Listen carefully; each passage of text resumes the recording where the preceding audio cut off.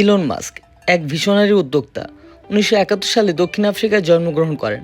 ছোটবেলা থেকেই তিনি বই পড়তে ভালোবাসতেন এবং প্রযুক্তির প্রতি গভীর আগ্রহ ছিল। মাত্র ১২ বছর বয়সে তিনি ব্লাস্টার নামে একটি ভিডিও গেম তৈরি করে বিক্রি করেন, যা ছিল তার প্রথম বড় অর্জন।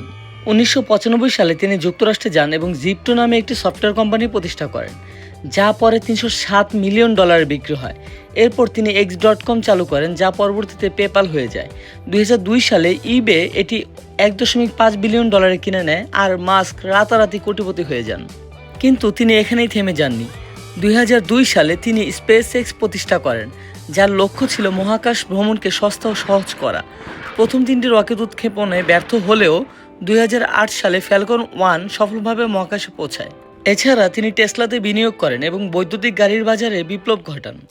আজ স্টারলিংক, নিউরালিংক ও মঙ্গল গ্রহে বসবাসের স্বপ্ন নিয়ে তিনি এগিয়ে চলেছেন। ইলন মাস্ক প্রমাণ করেছেন যে বড় স্বপ্ন ও অধ্যবসায়ই সত্যিকারের সফলতা আনে।